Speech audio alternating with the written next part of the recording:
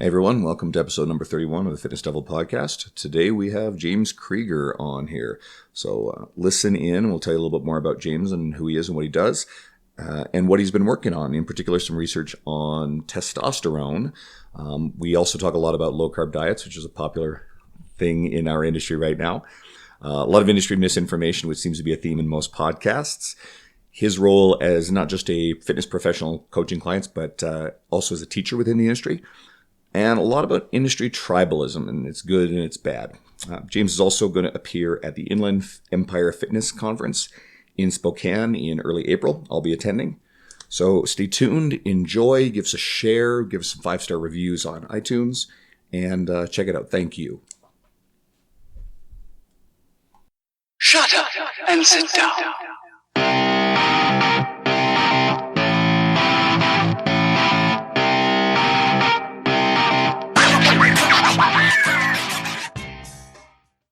Hey everybody, welcome to the podcast. It's Andrew Coates here. Dean Guido over there is making finger gestures to try to count us down to go live. But today we welcome James Krieger. Our recent guest, Lee Peel, made a point of connecting us with James to talk to him. We sometimes ask our guests, hey, who's someone you really like, get on here? And Lee was jumping up and down to make sure that we talk to James. So a little bit about him. Short intro. James holds a dual master's in nutrition and exercise science and runs his website, weightology.net. We're probably going to talk a bit about that, and you guys should check it out. He's a published scientist, author, and event speaker. I read that straight off the website, just so that we got that right. Welcome, James. Thanks for having me. Great. We might as well jump right into some questions. So you got a pretty extensive career of study in the fitness industry. What are you currently interested in? What currently interests you the most? And that you've been working to educate everyday people about? Yeah, so for me, it's pretty much anything dealing with the science of muscle gain or fat loss. Those two areas just interest me a ton. I kind of go back and forth between the two. Lately, it's been maybe a little bit more muscle gain, and maybe it's just because I'm getting older and it's getting harder and harder for me to put on muscle and even keep the muscle that I have. So maybe that helps drive my interest in that area. But I'm actually writing an interesting article for my research review on and there's really nothing out there like this, but on how variations in testosterone levels within just a normal range, how that might affect muscle, because we all know that, if you take anabolic steroids, you put on a ton of muscle, but some people argue, well, if you're in a physiological normal range, it probably won't matter. But the physiological normal range, varies quite a bit, from, 300 up to 1,000 around there. It depends on what reference range you use. And so the question is, if someone is in the 300 or 400,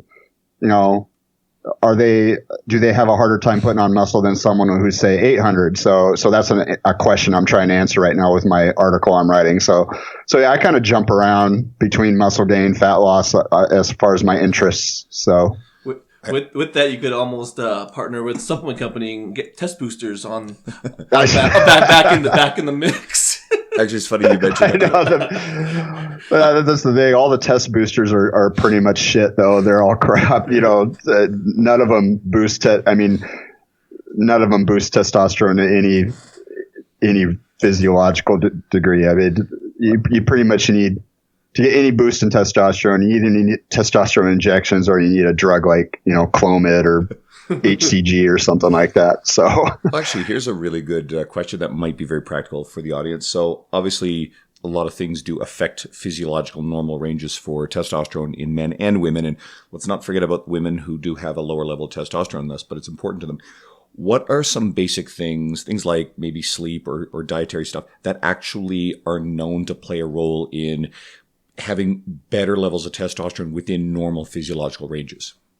Oh yeah, so that's actually a really good question. And yeah, you did mention one sleep is one big one, but one of the biggest ones is just the amount of body fat you have. So if you're overweight or obese, if you have higher levels of body fat, that's actually associated with lower testosterone levels. And so just getting leaner can be probably the number one thing that you can do to help boost your testosterone levels.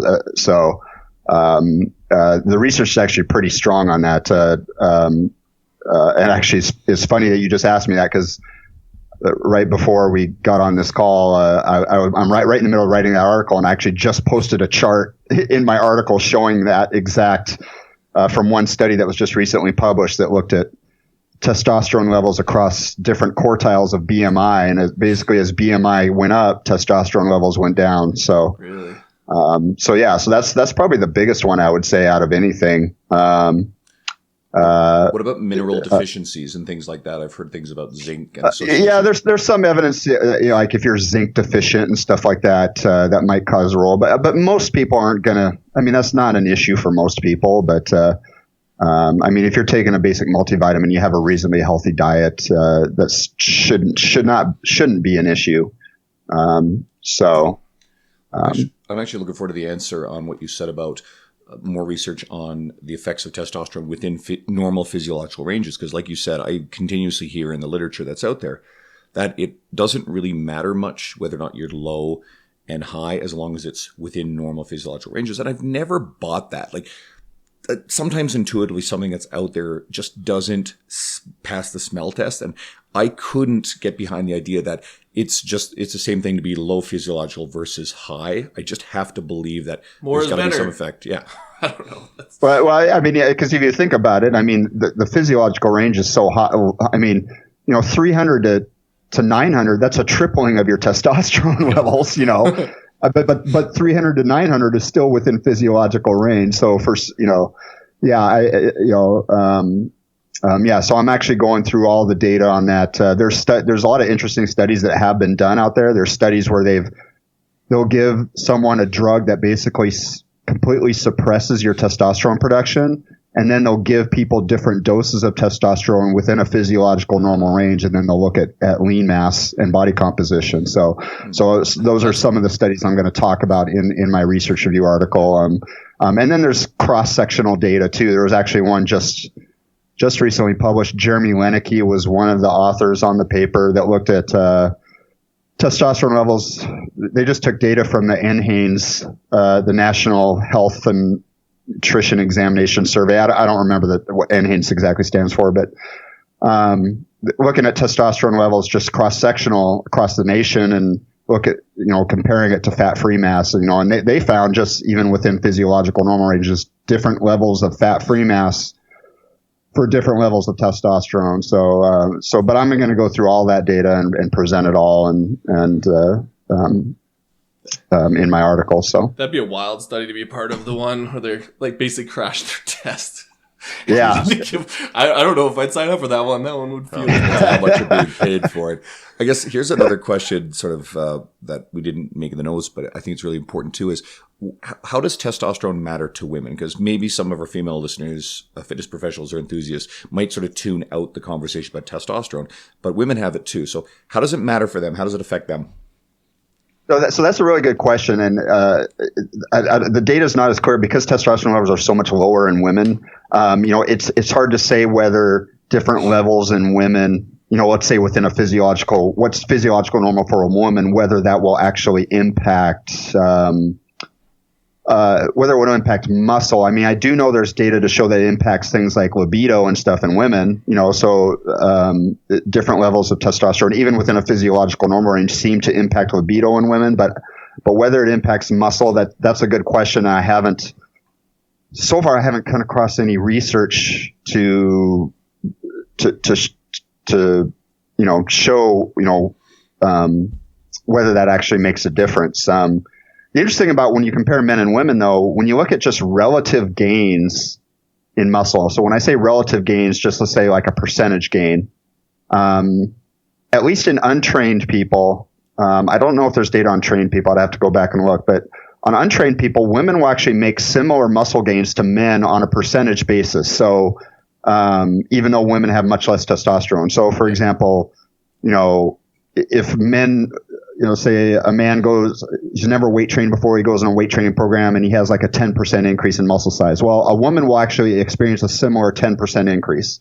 But the absolute amount is obviously much lower because women just have their absolute amount of muscle mass is lower. So women can still make really good gains, even if their testosterone levels are much lower. But it is an interesting question, and actually, really that reminds me, to actually do a little bit of digging while I write this article to see if there's any data on women correlating testosterone levels with lean mass. It's hard to say.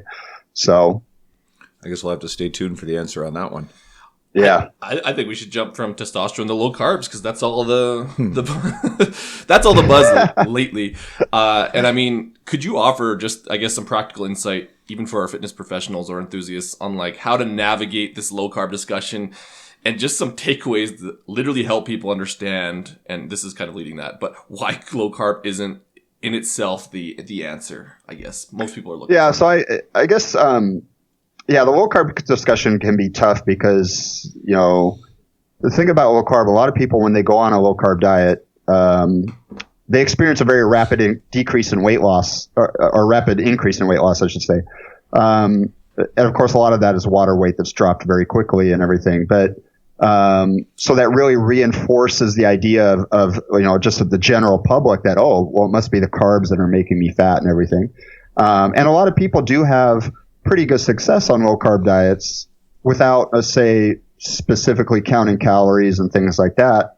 And so again, they'll blame the carbs for making them fat. And, I even had I was actually at a party the other night just with some neighbors and at a neighbor's house. All the good things happen. And one of my neighbors, I started talking about something related to, I don't know how it came up in the conversation, but the guy goes, "Oh yeah, it's the carbs." And I was like, "Well, no, it's not. It's not really the carbs. It's just the thing is when people go on low carb diets, there's a number of things that happen. I mean, number one, the foods they eliminate are foods that are actually very calorie dense. So when you start usually when people go on a low carb diet, what do they eliminate? They eliminate cake and cookies and ice cream and everything like that. Well, those foods typically are high in fat too, so it's not just the carbs they're cutting out, but so you're limiting a lot of very calorie dense foods. So that's the one thing that's happening. The second thing that's happening is a lot of time when people eliminate things like bread and things, bread itself is not inherently fattening or anything, but bread is actually very calorie dense. A lot of people don't think of bread as very high in calories, but that's because bread is mostly air. But as soon as you chew the bread, you basically take the air out of it. It's actually fairly calorie dense. So it's very easy to overeat on bread too. And so people cut out bread and they're like, "Oh, I'm losing weight." And I was like, "Well, it's because you probably cut a bunch of calories that you were eating." And the second thing is you're cutting out a lot of high reward foods that have very that are highly palatable, that really impact the reward centers in your brain that drive you to eat more. And so it's very easy to spontaneously eat less when you go low carb. And then typically what happens is people's protein intake goes up when they low carb because they start eating more meat and things like that. And so that'll basically help suppress their appetite more, and they end up eating less. So low carb is just one way for people to eat less.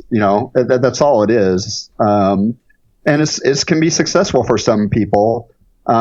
It can be somewhat challenging long term though, because carbs are everywhere. And so the sustainability of a low carb approach, it can be questionable. When you look at the National Weight Control Registry, which is a national database of people that have lost something like at least 30 pounds and kept it off for at least a year.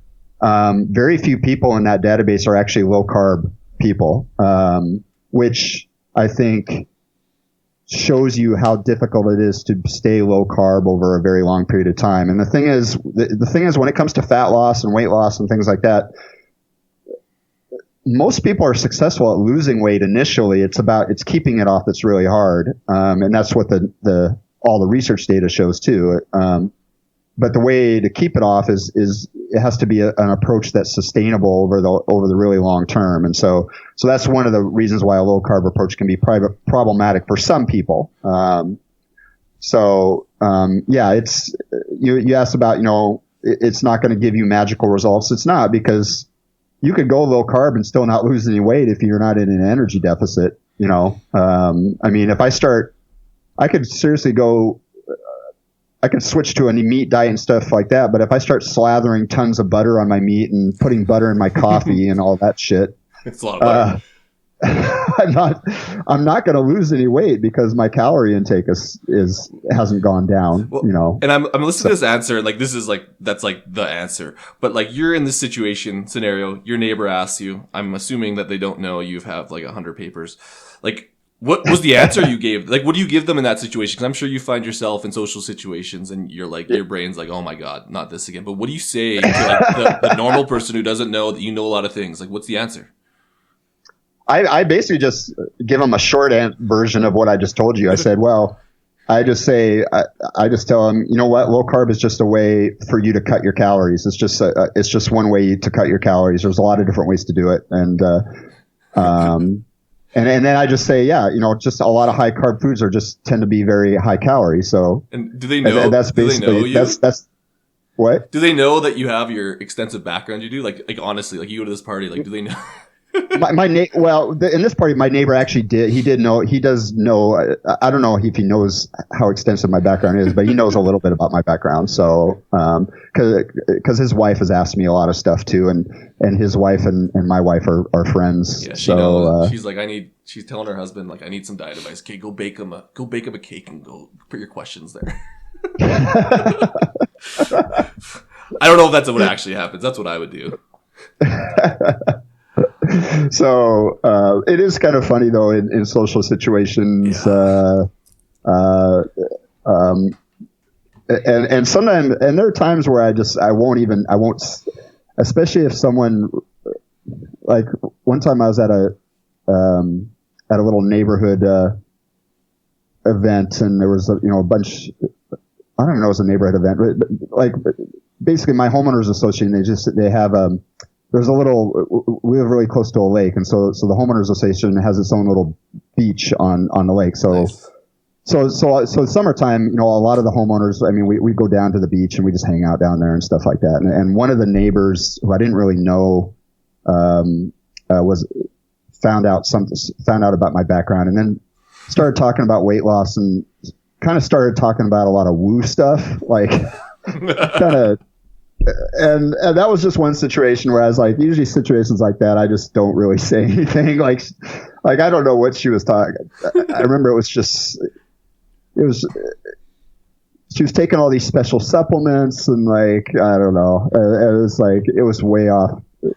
It was way off the deep end, and so like, James, what do you think? that was one conversation I didn't continue. But I can just picture Dean Somerset here is up in Edmonton with us, and he's been on our podcast a couple of times. I can just picture him going to his homeowners association, having a conversation, and someone giving a whole bunch of really screwy fitness advice. And I know Dean enough to know that he'd probably be very diplomatic with how he responded to it. But you just picture this, or someone sits down with Alan Aragon again and just starts going off about keto diets or whatever. And I'm sure this happens to these fitness professionals who are very renowned, but everyday people don't often know who they are.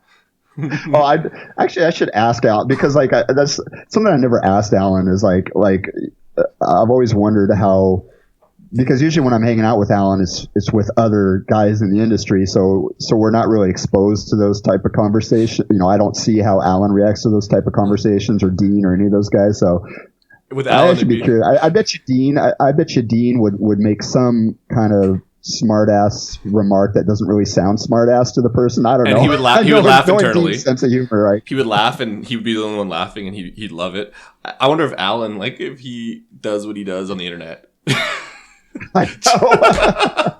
He's like, just wait. He gets he references all this stuff and just lays into him. That would be awesome. Pulls out his phone with PubMed on it. I'd love to see Lane Norton's reaction in person, because I don't know if Lane has the restraint that the rest of you guys do. That's all we want. Actually, Lane would be I would want Lane to react like Lane reacts on his social media. That'd be, and then film it. I would just love to see it, just because like sometimes you're like, you want to do it, and it's not worth it. And again, it's just they're ignorant, so they don't know, and you would hurt their feelings. Go ahead, James. Oh no, yeah, it's like that's the thing. I tend to have a lot of restraint in those situations, but you know. Well, I don't know how Wayne. I can totally picture what Wayne would do. So chairs thrown through windows and shit like that. Let's let's take this low carb conversation into something that we all deal with as well, and that's the people like you mentioned the bulletproof coffee. So charlatans like David Asprey or David Fraudcotto Wolf. We had Dr. Spencer Dulski just joined the podcast, and we'll release him by the time yours is out. His will be out. And he was at some conference and he saw that Asprey was there.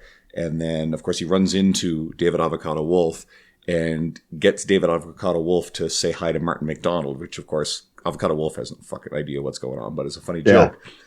So you get all these loud proponents of low carb and a lot of other misguided ideas. Some of these people, they're a bit misguided, maybe at best. Maybe the Joe Rogans, the Tim Ferrisses, or the charlatans that I just talked about and frauds. What do you feel it's important to battle this misinformation?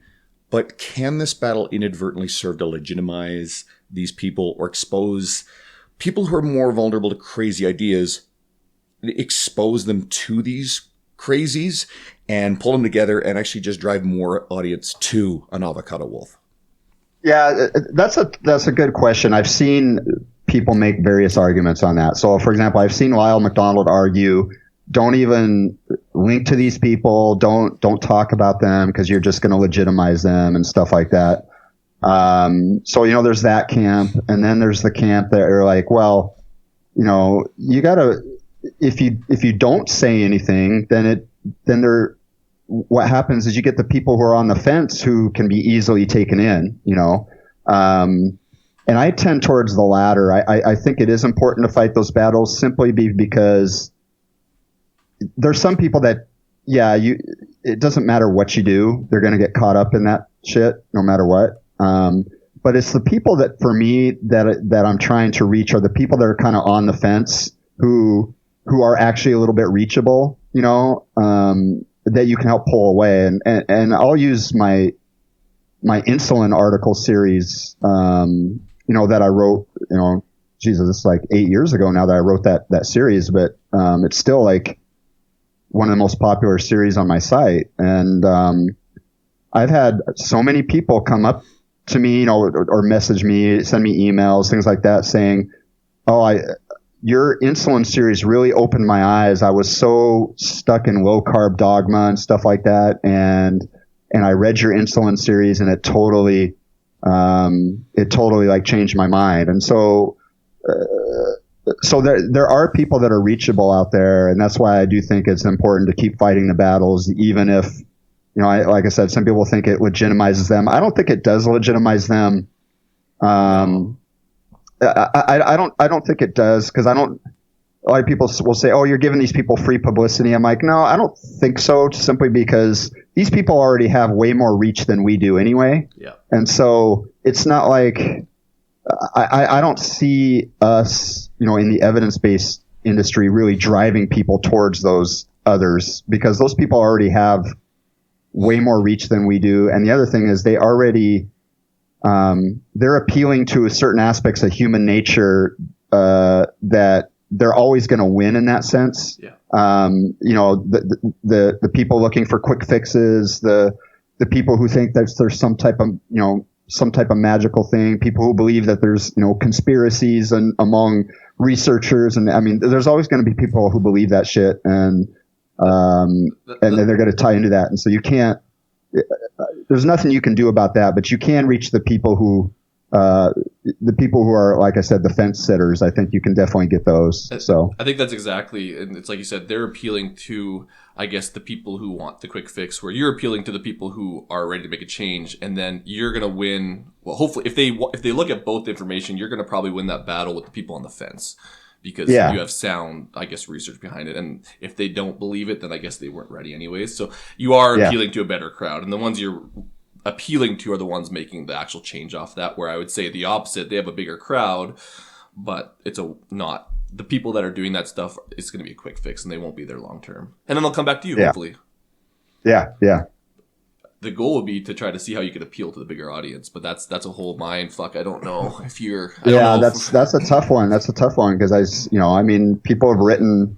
James Fell wrote an article about that on a while back about basically why it's always an uphill battle, when it comes to, when you're on the evidence-based side and you're fighting against all these charlatans, so. James and I have actually had that conversation a few times. We have a local charlatan I'm not going to get into, he's a guy who is gaining reach, but hasn't yet hit the avocado wolf type of fame at this point. But James is very hesitant to take him on because doesn't want to draw any more attention to him. If he gets bigger and bigger and bigger, then I got a funny feeling James is going to make him a regular hobby. But yeah. And that's just it too. It's like you got to pick your battles with who you're dealing with, and if they're not that well known, maybe it's best not to even acknowledge them. This might be a good question because you're kind of in this world. Is that a battle that you guys are constantly thinking about, though, or are you just kind of doing your thing? Like, is it your battle to be had, and are you guys taking it personally? Like, does that make sense? Yeah, I don't really take it personally. It's not a battle I feel like I fight as much anymore. I kind of leave that to some of the other guys now. Like that used to be my thing, though. I mean, I went through a little time on my site. One of the things that stimulated, my ideas for my insulin series was all the crap going on with Gary Taubes and stuff back then. And I was like, you know what? I'm going to write some stuff that totally counteract all this stuff, but now it's like I don't feel the need to try to correct some of the misinformation because it's overwhelming. I mean, you got everyone from Dr. Oz to Taubes is still putting out bullshit to, I mean, it's just, and there's always somebody new to take their place. So, Taubes isn't quite as popular as he used to be, but now you've got other guys trying to take up his slack, like Jason Fung and stuff like that. And so, oh God, it's a crazy, weird thing, though. Like again, so we'll just say evidence-based people end up becoming pictured or painted as offensive because you're making people feel uncomfortable, and really, it's just these idiots are putting out the information that are giving people what they want, and you guys look like the bad guys to some of them. They're like, I know, fuck these offensive people. Why are you challenging us? Well, you're a shill. You're a shill for Monsanto or whatever the fuck else. Challenging people ends up being the bad thing to do, even though that's the right thing to do if you put your ethics and morals in the right place. I actually had somebody email me. So I had posted some video of a presentation I had given on sugar, and it was actually meant for my research review subscribers, but I didn't actually. I had forgotten to protect it, so it was like. It was free for everyone to see for like a day, and I didn't realize. And all of a sudden, I get this email from this guy, and he basically just said what you just said. What are you, like some shill for Monsanto or something like that? Like, you're like, of course, I thank the guy for emailing me because he made me realize that I hadn't protected my content. Oh my God, it really. Cracks me up that when people start throwing around accusations, I was like, what do these people think? Do you think we're just getting all these paychecks from all these big companies? Like you're right. You're writing papers, and it's a long, tedious process, and you're not getting paid well for the time you're putting into it. If you do with the dollars and cents, it's like yeah. What do they think? Like you're getting paid like 5 cents an hour if you actually factor in, if even that. What? I know I don't understand what these people think that we. Seriously, I mean, do they think that like we're just like a bunch of millionaires just being paid off by pharma companies and big sugar and everything? I just like. They actually think this shit, like legitimately. I've dealt with a little bit of it. It's nuts, but I don't know where my paychecks are. It's because of Andy Morgan, because he keeps posting pictures of Lamborghinis and shit. That's why. It's his fault. No. It makes me want to start just do it like just go to one of the local luxury car dealers and just have a picture taken of me, but make it look like it's not at a dealership, right? And just saying, hey, start thanking all these big sugar companies for the money they've been giving me. It's actually a pet peeve of mine. I posted it once on Facebook and got an interesting reaction where I had a couple of people on my Facebook. They'll post a picture of themselves next to an expensive car, and it ain't theirs. It is not. There's one guy does it all the time. It's kind of ridiculous, implying that these are his, or this one's being shipped here, this one's over in fucking Vancouver, some bullshit. And of course, people will ask or respond, hey, is that yours? And then oftentimes there'll be no response. And then one guy's friend went in, no, that's his buddies. And the house, the big expensive house behind it, that's also his buddies. But the guy wouldn't respond himself. Yeah, why would you do that? Because they're pretending that they own no, I'm the saying shit. that he's smart. That, you know what? That's the answer. Like, that's how you battle this. Like, yeah, go to the dealership. Instead of saying you're being paid off, be like, oh yeah, look how well I'm doing because I'm getting out this information. And then people will be like, well, and then you put a story on Instagram that pops up to everyone's feed where you're like taking a selfie with like this mansion, and then everyone's like, well, he's rich. He must be doing something right. That's appealing to that audience, but then, like we've talked about, the bait and switch. You give them the good stuff after. I know. Sorry, I go with this rant. Like Alan and Brad kind of have this running joke, and I occasionally get in on it myself, but they troll each other. Like Brad is always posting little pictures of like, you know, hey, did you guys see Alan's mansion here that he, you know, that he gets from his AARR subscriptions? You know, it'll have like a big moat around it and everything. So, okay, we're moving on. So let's just talk about teaching. So weirdly enough, I was a teacher before all this. Is more kindergarten, high school type stuff. So definitely not the same level, but you had have an extensive role as a teacher in this industry. Let's just talk about career for our fitness professionals. Why do you think it's maybe not the best way to just define yourselves as coaching clients? Like, instead of devoting efforts to things that are beyond, like teaching, like, what do you find the value in the kind of the path you've chosen? I think when you actually try to teach others beyond just coaching, I think it forces you, and especially when you make it public, first it puts your ideas to the test, because you get a lot of eyes on it, right? It opens yourself to criticism, but that can be a good thing if it's constructive and it's in a good way. If it forces you to, maybe reevaluate your certain positions on things or rethink certain things. I think there's a value in that. And then plus I just think you get a bigger reach, when you're coaching. I mean, your reach is pretty small, but when you start, whether it's writing articles or presenting to large groups or things like that, you can reach a lot more people. And I think the other thing is I think maybe this is true with coaching too, because people are coming to you, but you're also reaching people who are actually coming to you in some way, whether they actually came to your site because they wanted to read an article or whatever. So these are people that are open to learning as well. And so I think there's a lot of advantages there. And then I'd say one other thing is that when you teach other people, you actually learn a lot by teaching. Like, I've always found I learn a lot by teaching because, I'll give a perfect example. When I'm making a presentation for a conference or something like that, I'm not just throwing this stuff off the top of my head. I mean, I have to dig some of the research. I gotta look through to make sure, okay, is what I'm saying accurate? So I end up learning a lot in the process myself when I have to prepare material to teach others, Yeah. So. And I've heard that before too. Like, I've been consuming some Dr. Pat Davidson stuff, and he's like, he almost tries to choose a new topic because every time he does a presentation, because then, he has to kind of go back through the stuff and or learn. And it's just like the process, because you're not going to go stand up in front of a bunch of people and not have an answer, or if you sound like an idiot, because if you do, you're going to never do that again. Because if you've ever done that, it's the worst. But you end up learning more and kind of solidifying what you already knew and having a better understanding of it. So I think that's a huge point. Yeah. And even just like Eric Bach talked a lot about it. Just and you've written lots. I think that is a form of teaching that I think a lot of people don't actually consider. They think it's kind of like work. You're teaching people through written word.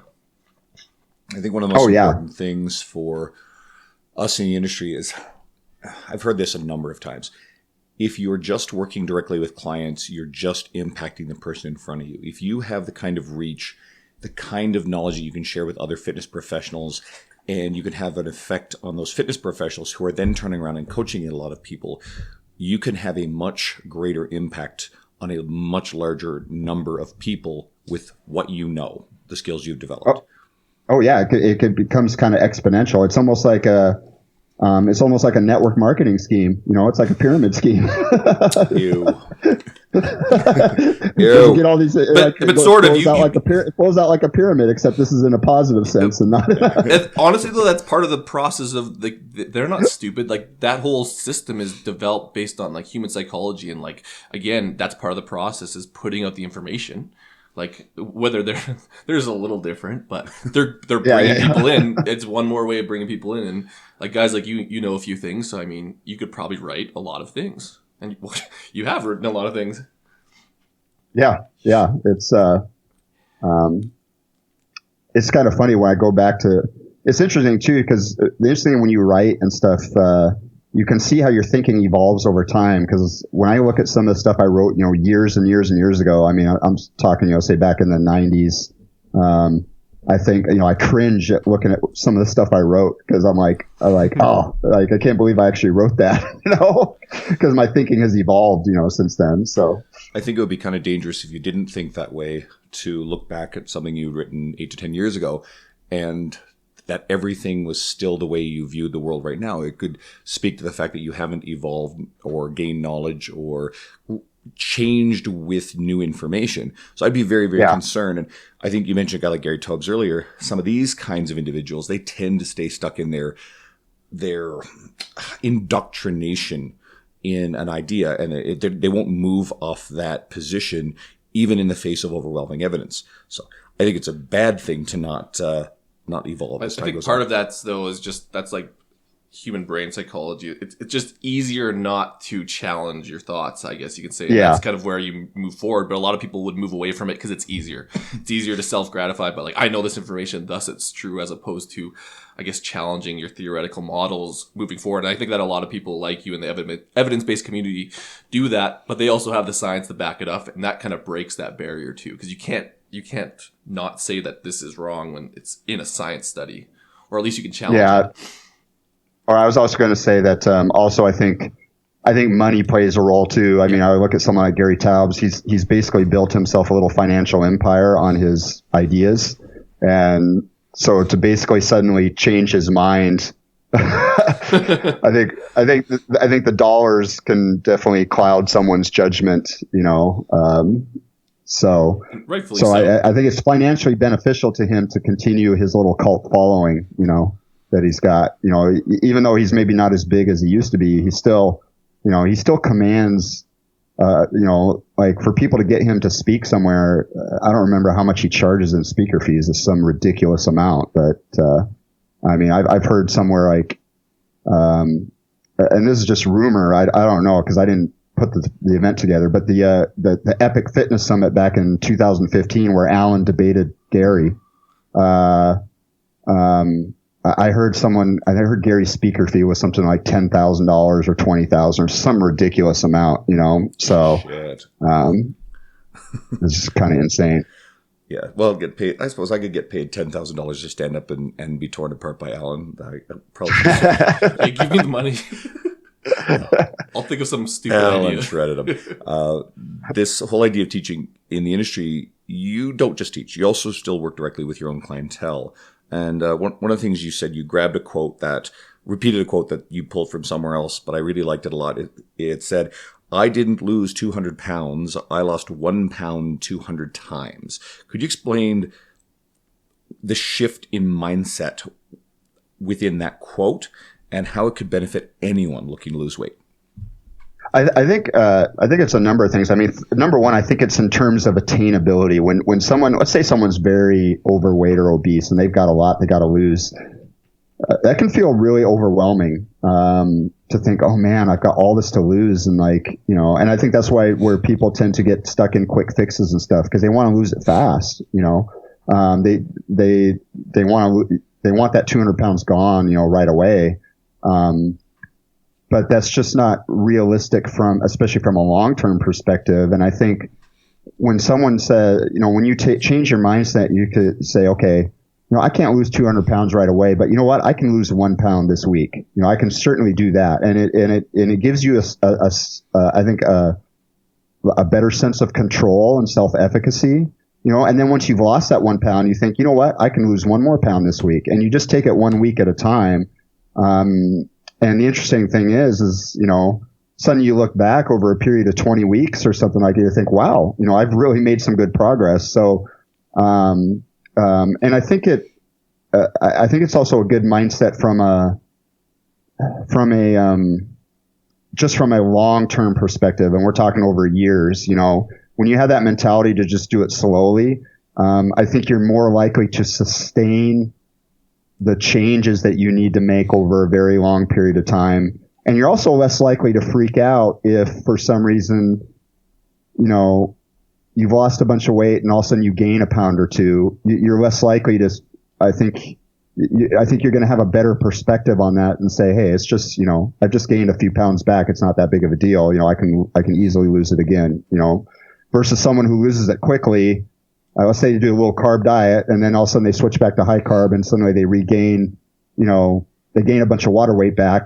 They gain like 5-10 pounds back in water weight just instantly. And then that psychologically affects them. And then they just say, fuck it. I'm not going to, I guess I might as well just not even bother. And then they gain all their weight back. So I think that mentality is really, really important to have.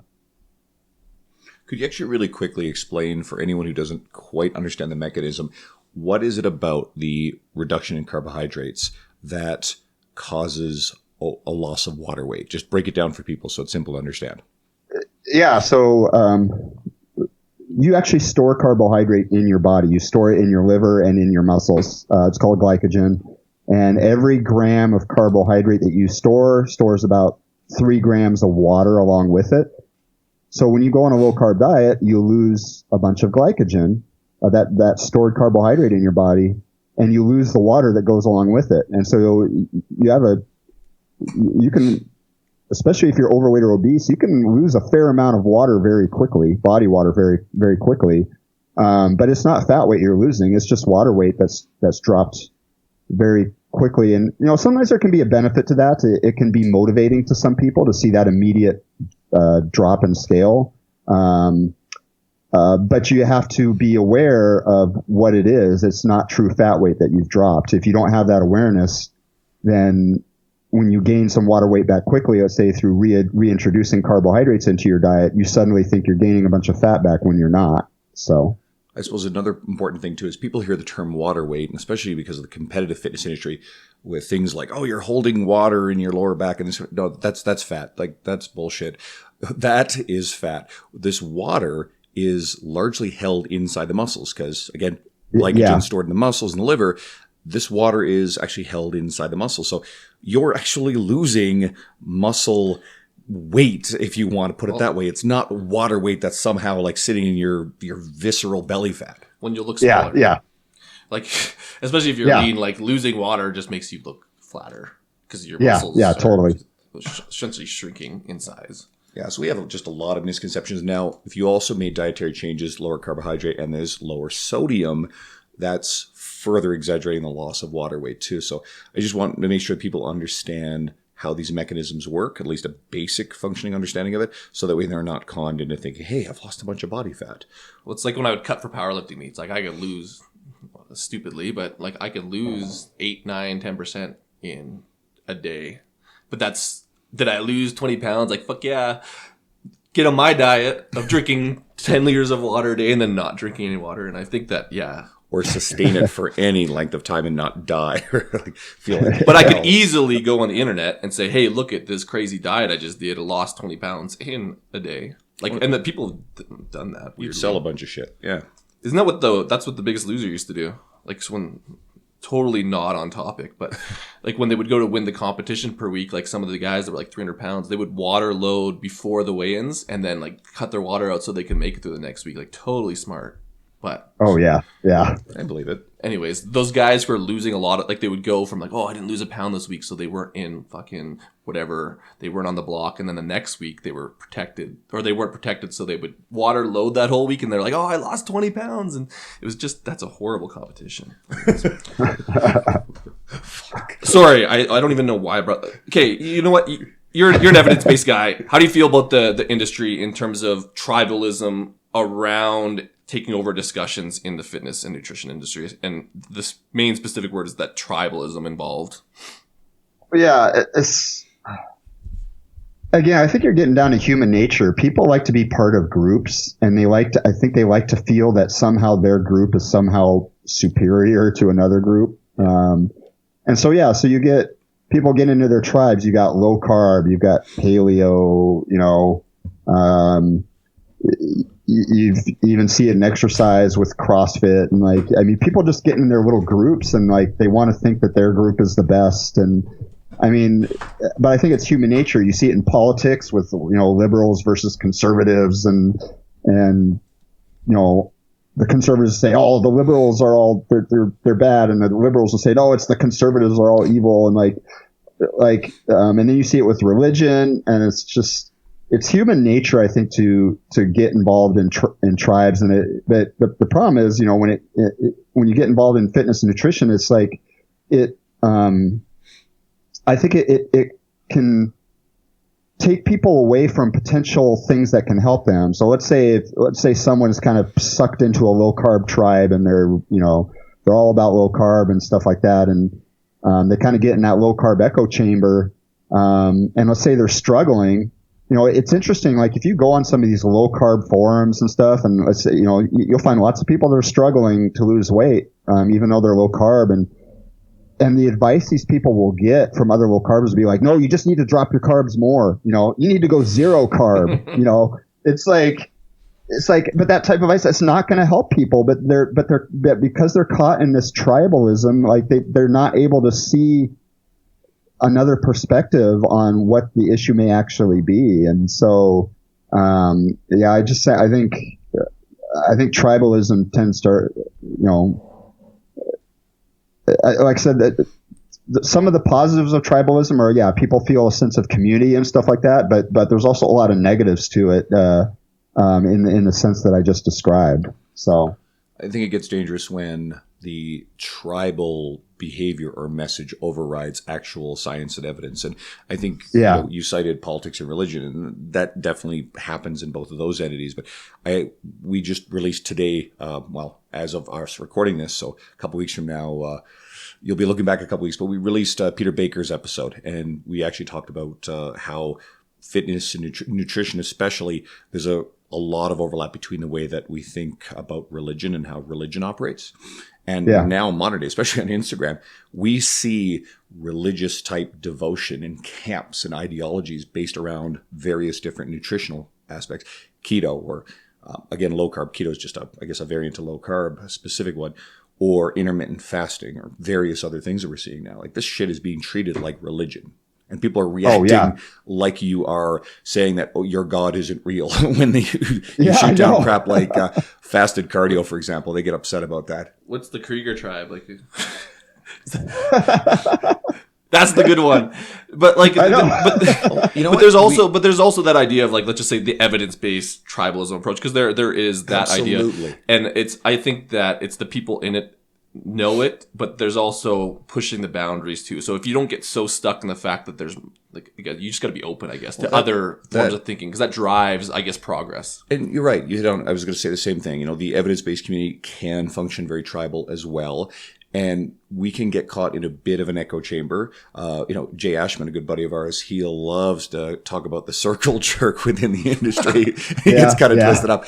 And Jay is an interesting sort of character who I think he's really good at staying away from getting too entrenched in one very firm and hard position, which maybe makes him a little bit better than some of the rest of us at this sort of thing. But we can be just as guilty of it too. And I think it's really important to be able to think the way that everybody else thinks. I think as long as you don't let your bias affect progress. Because I think it was Brett Contreras wrote that article about like how his bias may have affected certain outcomes of some of the studies he's done, and he totally admitted it. And I think that as long as you're kind of more self-aware of where this thing is going, because evidence-based, I guess there is a tribe around some of the thoughts, but it becomes a negative, like you said, when progress isn't happening based on bias, or like this is the only way. And I think that the evidence-based approach is finding the right way constantly improving. So there's that benefit of it. So I think that we're just going in circles, but there's good and bad, I guess, to it. I don't know what circle jerking right now. Is that what you're saying? Yeah, basically. But I don't know what the good of like fucking some of these tribes are. Some of them they're all bad, but I guess they're inspiring people. There's the silver line. Murky shit. Wow, yeah, whatever.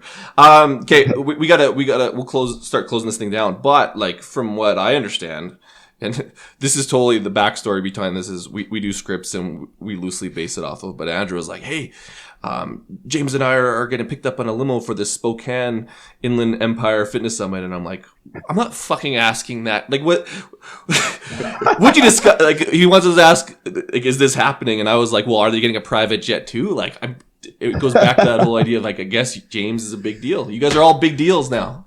Well, Tim, it's not even private. I'm going to actually come into the conference in helicopter. Like right while my presentation's ready, a helicopter's going to the evidence-based land down on the helipad and yeah, evidence-based money right there. Like that's what you do all your studies for. Like I'm looking at your resume. Like how many? Do you even know offhand how many studies you're part of? A little bit of background. So yeah, I'm going to go down to Spokane, and James is one of the speakers in this event, along with people like Nick Tuminello. And our recent guest, Megan Calloway, is going to be presenting for the first time. And so she's been nervous as hell trying to prepare for that. She's amazing.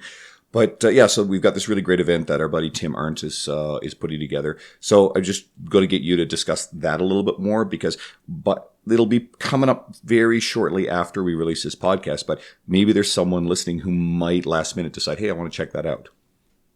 Yeah, so Inland Empire Fitness Conference, it's going to be in Spokane, not Spokane, Spokane. There's actually a song that someone did a parody off of Eric Clapton's Cocaine song, and they called it Spokane. But we like to joke around and call it Brocane. But yeah, so Spokane, Washington, Inland Empire Fitness Conference, there's going to be a bunch of presenters there. I'm going to be presenting on science of muscle hypertrophy. Nick Tuminello is presenting on a bunch of stuff. There's actually quite a few speakers there. Chad Landers, you mentioned Megan Calloway, Mike Howard from Vancouver. He's going to be there. Brad Dieter. And there's actually a pre-conference event too. So some of us are presenting at the pre-conference event as well. So like I'll be presenting on how to improve critical thinking in the fitness industry. I know Brad's presenting, I think, on something at the pre-conference. I can't remember the topic. And then Nick is presenting as well at the pre-conference. So yeah, it's like it's a 2-day event. The pre-conference is on Friday, April 6th, and then the full conference is on April 7th, Saturday. And, yeah, it's going to be an awesome event. You can really learn a lot. You get, if you're a trainer, you're looking for continuing education credits. You can get CEUs for going to that. So if you're in the area or if you're even reasonably close, I highly suggest people check that conference out. It's a hell of a lot of fun too. There's a lot of good after party activities and stuff too. So yeah, and you're flying in on a helicopter. Yeah. And you're showing that evidence-based money. You're going to turn everyone over. Like, listen, this is what happens. You get that money. Yeah, I'll use my shill money, Your shill money, yeah. So one of the questions I always ask everyone, although Dean last podcast stole my question, we ask each guest to share a book that they've read with our audience, something that's been influential for your life, your career. So do you have a particular book that you'd like to share? A book that's been influential. It could be fiction, by the way. No one's given me a fiction answer yet. It's as far as influential in my career. I can't say there's been any book that's been influential in my career wise. I mean, as far as I guess when you ask influential in career, are you talking more just general or just more like very fitness specific? Like it could really be anything. I mean, I'll give you an example. One book that I really like a lot is Seth Godin's Linchpin, and a lot of it's just about the way you approach and think about how you approach your work. So if you are working a job that you think is beneath you, it's early in your career, you're not getting paid a lot of money, and you can feel like, well, I'm getting paid this much, so therefore I'm only going to work this hard. You're going to kind of have a crappy attitude. Well, that's not going to get you anywhere. Whereas if you look at it and go, okay, I'm going to make the best of this. I'm going to be bright and go way above and beyond. I'm going to treat people amazing and have an awesome attitude about it. Well, first of all, it makes your experience a lot more pleasant. People react to you in a more pleasant fashion. But pretty quickly, you're going to go beyond that role. and other career opportunities will open up. And people will literally see you in that role and be like, you're being underemployed. Like, come work for me, right? So something could be something simple like that. Or it could be a technical manual. Yeah. It's funny. I guess a few books come to mind. I mean, first, years and years ago, I read Stephen Covey's, 7 Habits of Highly Effective People. And I actually don't remember much about the book, but the one thing that always stood out to me from that book was your circle of concern versus your circle of influence. So a lot of people, they concern themselves too much with things that they really have very little influence, have no influence over at all. And that would be your circle of concern. But your circle of influence is basically the things around you that you actually can change and influence. And people spend too much time in their circle of concern and not enough time in their circle of influence on the things they actually really have power to influence. So I would say that always stood out to me. It's something I try to do with my own life. It's like I try to concern myself most with the things I know I truly can make some type of difference or influence in some way. And I try not to concern myself too much with things that I really don't have that much control over. I'm not saying I'm perfect there. I mean, we all tend to sometimes get worried about things that we shouldn't be worried about and stuff. But I try to keep my focus on the things that I actually have the power to actually influence. So I like it. I'd say it's probably that always stood out to me from that book. So, well, it's considered to be one of the most important and influential kind of business philosophy type books that's out there. So self-development. If you go on Amazon, I think that's still up there. Yeah. That's the book. That's like one of the main habit books, which even if you didn't learn anything, like you learn about habits, which are positive and negative, but you can create habits and that's how you make change. And often when you're reading a book of this nature anyway, oftentimes you're really only going to pull away one or two key things from it. And if you do that, that's going to take you a long way. That's the one thing. Yeah. So we talk about audiobooks and listening to them at 2 times speed. And like, I probably get less out of audiobooks just because if I'm going at 2 times speed, they're fucking, if I don't pay attention for 1 second, I'm losing something. So, yeah. But then I can read faster. So I don't know. Okay, let's just wrap this thing up. And we've kind of talked about your avenues, but where can our listeners find you, whether it's on social media or your website? What's the best way to kind of consume you and your information? Yeah, the best way would be just my website, weightology.net. That's WEIGHTOLOGY.net. And then all my social media links are on there, so people can follow me on Facebook or Twitter or Instagram from there.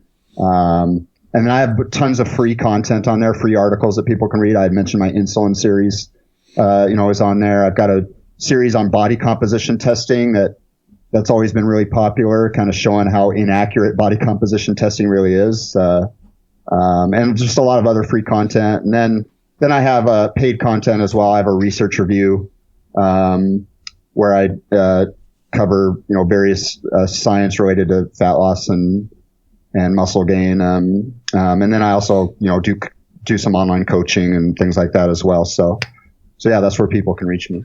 I love that you used Weightology. I remember, you mentioned James Fell earlier, so you did an article shooting down, was it Shakeology? And how you add ology to the end of something, you make it sound really sciencey.